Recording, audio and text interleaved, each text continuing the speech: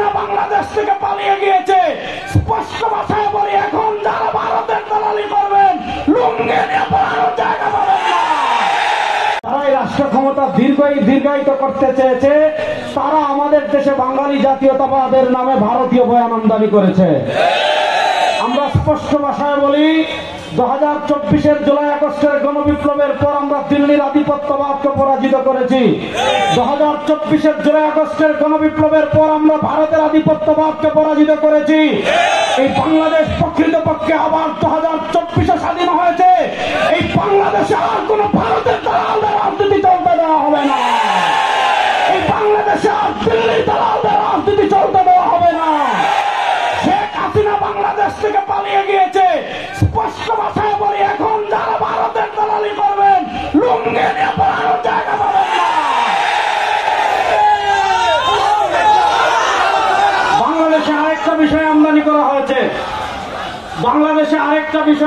করা হয়েছে। সেটার নাম হলো ধর্মনিরপেক্ষতা।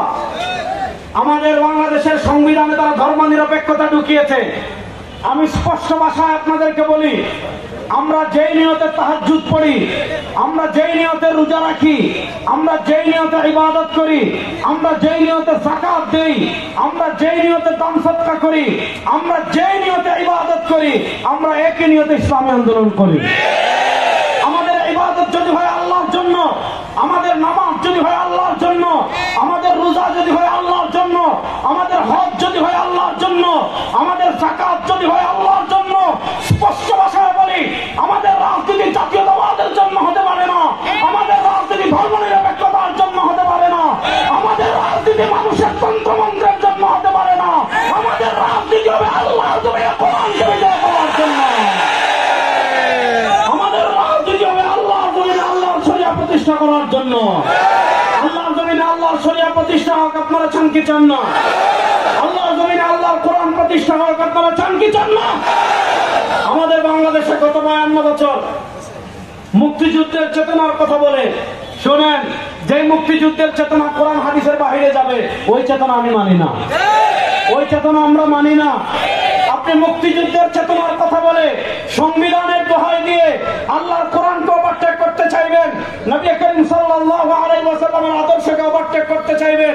আমরা স্পষ্ট ভাষায় বলি, সংবিধান থেকে আমাদের কাছে কোরআন বড়, নেতার থেকে আমাদের কাছে কোরআন বড়, দলের থেকে আমাদের কাছে কোরআন বড়, মুক্তিযুদ্ধের চেতনার থেকে আমাদের কাছে কোরআন বড়। এই বাংলাদেশে এতদিন আপনারা গণতন্ত্রের নামে লুটপাট করেছেন, আপনারা সমাজতন্ত্রের নামে লুটপাট করেছেন, ধর্মনিরপেক্ষতার নামে লুটপাট করেছেন, জাতীয়তাবাদের নামে চাঁদাবাজি করেছেন। আর জাতীয়তাবাদের নামে চাঁদাবাজির সুযোগ দেওয়া হবে না। ধর্মনিরপেক্ষতার নামে ইসলাম বিদ্বেষী বয়ান তৈরির সুযোগ দেওয়া হবে না। এবার রাষ্ট্র ক্ষমতা ইসলামকে হওয়ার জন্য প্রস্তুত আছেন না? ইনশাআল্লাহ।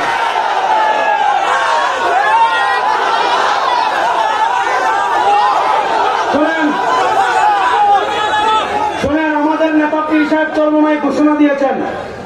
ভালো করে শুনেন, আমাদের নেতা পীর সাহেব চরমোনাই ঘোষণা দিয়েছেন, ইসলাম দেশ ও মানবতার পক্ষের শক্তি যারা আছে, এবার সবার ভোটের বাক্স একটা হবে ইনশাআল্লাহ।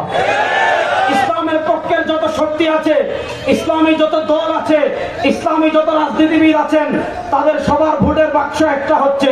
দেশপ্রেমিক জনতা যারা আছেন, তাদের ভোটের বাক্স একটা হবে। এবং মানবতার পক্ষের শক্তি যারা আছে, তাদের ভোটের বাক্স একটা হবে। আমি আমার তারুণ্যকে স্পেশাল একটা মেসেজ দিতে চাই। এই 54 বছরে গণতন্ত্র আপনারা দেখেছেন, গণতন্ত্রের নামে রাষ্ট্রের হাজার কোটি টাকা বিদেশে পাচার করা হয়েছে। আপনারা জাতীয়তাবাদকে দেখেছেন, জাতীয়তাবাদের নামে রাষ্ট্রকে দুর্নীতিতে চ্যাম্পিয়ন করা হয়েছে। আপনারা ধর্মনিরপেক্ষতা দেখেছেন, ধর্মনিরপেক্ষতার নামে বাংলাদেশকে ভারতের অঙ্গরাজ্য বানানোর ষড়যন্ত্র করা হয়েছে। এবার আর জাতীয়তাবাদের পিছনে ছুটবেন না, এবার আর ধর্মনিরপেক্ষতার পিছনে ছুটবেন না, এবার আর গণতন্ত্রের পক্ষে ছুটবেন না। এবার আল্লাহর কোরআনকে সংসদে বিজয় করবেন ইনশাআল্লাহ। আমাদের বাংলাদেশে আমাদের মরহুম পীর সাহেব চরমোনাই রহমতুল্লাহ আলাইহি বলেছিলেন, শুধু নেতা নয়, নীতিরও পরিবর্তন চাই। যদি নেতার পরিবর্তনের দ্বারা বাংলাদেশে পরিবর্তন হয়ে যেত, তাহলে ডক্টর ইউনূসের মতো আন্তর্জাতিক একজন প্লেয়ার আসার পরও আমরা দেখেছি পাথর দিয়ে রাজপথে চাঁদার জন্য আমার ভাইকে হত্যা করা হয়েছে। আমরা প্রতিদিন চাঁদাবাজির মামলা দেখি, আমরা প্রতিদিন ধর্ষণের মামলা দেখি, আমরা প্রতিদিন খুনের মামলা দেখি। আমাদের দেশের রাস্তাঘাটে মানুষ এভাবে খুন হোক, এটা আপনারা চান? জোরে বলেন। চাঁদাবাজি চলুক, এটা আপনারা চান? দুর্নীতি চলুক, এটা আপনারা চান? মানুষ ধর্ষণ, আমার মা বোনেরা ধর্ষণের শিকার হোক, এটা আপনারা চান? তাহলে এবার বলেন, গণতন্ত্র দিয়ে কেউ খুন বন্ধ করতে পারে নাই, সমাজতন্ত্র দিয়ে কেউ চাঁদাবাজি বন্ধ করতে পারে নাই, জাতীয়তাবাদ দিয়ে কেউ দুর্নীতি বন্ধ করতে পারে নাই, ধর্মনিরপেক্ষতা দিয়ে কেউ ধর্ষণ বন্ধ করতে পারে নাই। রব্বেকে আবার কসম করে বলি, ইসলাম রাষ্ট্র ক্ষমতায় আসলে 1 মাসে সব বন্ধ হয়ে যাবে। আমাদেরকে ইসলাম তারা আমাদেরকে অপূর্ণ শিখায়।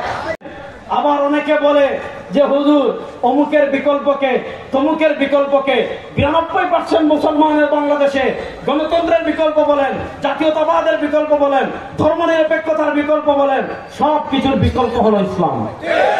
বলেন সব কিছুর বিকল্প হলো সেই ইসলাম। রাষ্ট্র ক্ষমতায় যাক, আপনারা প্রস্তুত আছেন ইনশাআল্লাহ? ইসলামকে রাষ্ট্র ক্ষমতায় নেওয়ার জন্য প্রস্তুত আছেন তো ইনশাআল্লাহ?